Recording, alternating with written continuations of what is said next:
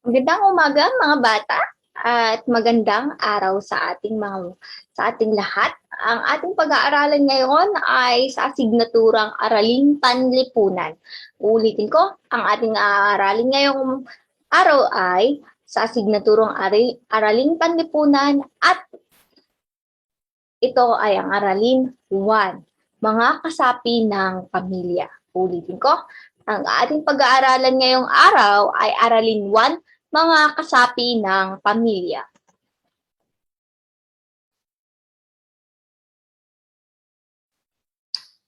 May iba't ibang tawag sa bawat kasapi ng pamilya.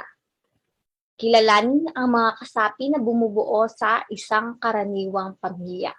Ang isang karaniwang pamilya ay binubuo ng tatay, papa o daddy. Maaari natin siyang tawaging tatay, papa o daddy. At binubuo rin ito ng ating nanay, mama o mami. Meron din tayong kuya, manoy o manong. Ate, manay or manang. Bunso or nonoy. So, ito ay ang karaniwang pamilya binubuo ng tatay, nanay, kuya, ate, at bunso. So, ito ay isang maliit na pamilya. Ano man ang tawag sa bawat kasapi ng pamilya, ang malaga ay nagmamahalan ang bawat isa. Napaka-importante sa isang pamilya ang pagmamahal dahil ito ang nagbubuklod sa bawat isa. Ang bawat kasapi ng karaniwang pamilya ay may tungkulin. For example, ang ating ina, ang ating ama, ang ating kuya, ate, at ang bunso ay may kanya-kanyang tungkulin sa loob ng pamilya. Ating alamin kung ano ang tungkulin ng isang ama. Ito ay isang ama o ang ating ama. Ang ama ng karaniwang pamilya ang siyang pinakapuno nito. Siya ang nasusunod at nagpapasya para sa pamilya. Tungkulin niya ang pakainin, bigyan ng maayos na matitirhan ng kanyang pamilya at papag-aralin ang mga anak nito. Kailangan niya ang magtrabaho at kumita. So ang ating papa ay ang karaniwang nagtataguyod sa ating pamilya.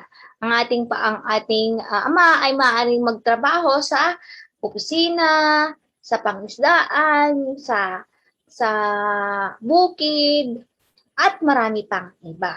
So sila ang nagbibigay ng ating pangunahing pangangailangan kagaya na lang ng tirahan, pagkain, damit, pangkalusugan at pag-aaral.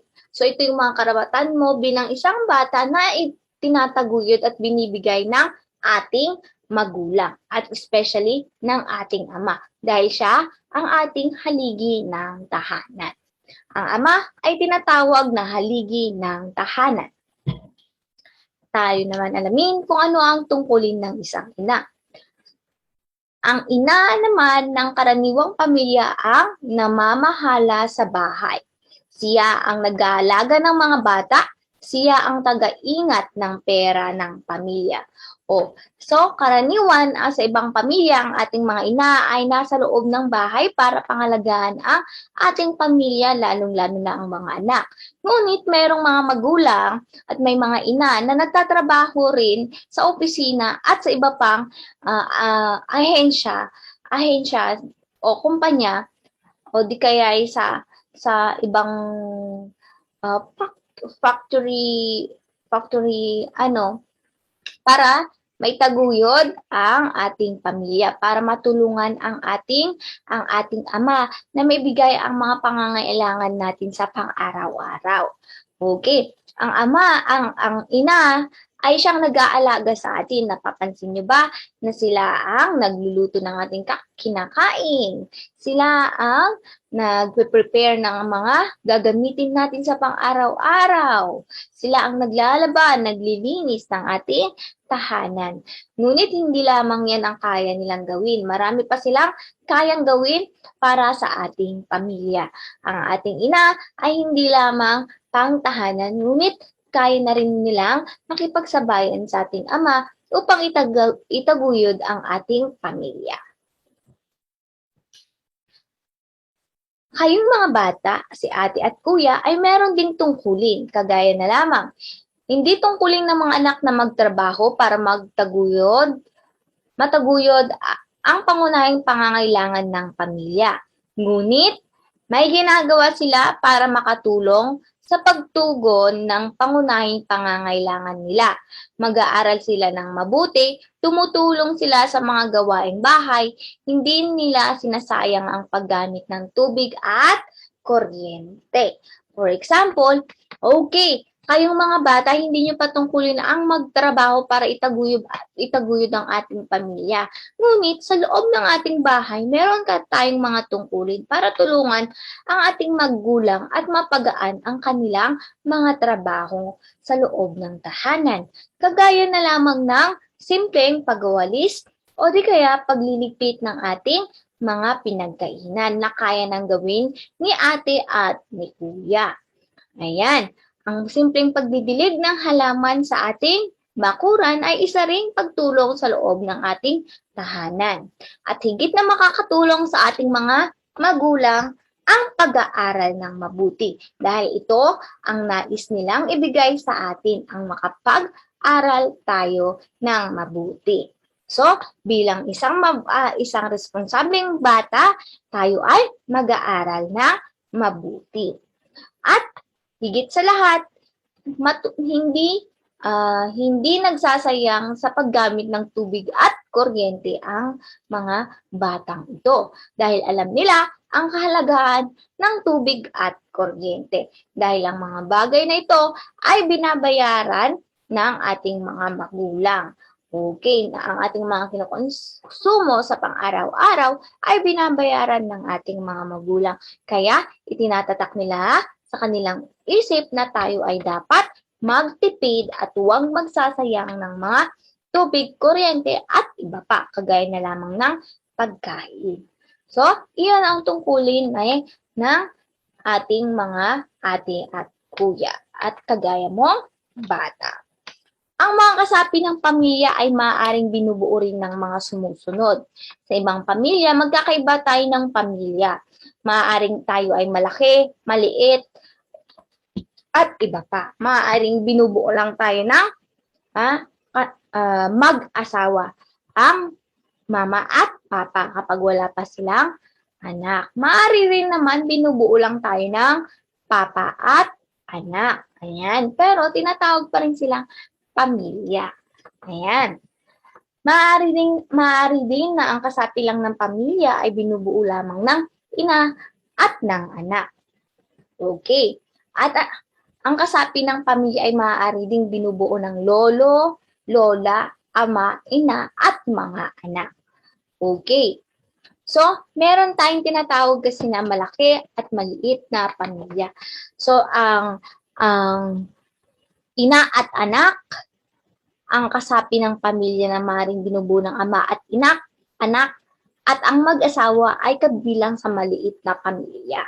Samantalang, ang kasapi ng pamilyang may maaaring binubuo ng lolo, lola, ama, ina at mga anak at mga tito, tita ay tinatawag na malaking pamilya or extended family. So, maaari sa ating tahanan, tayo ay ganito ang ating setup.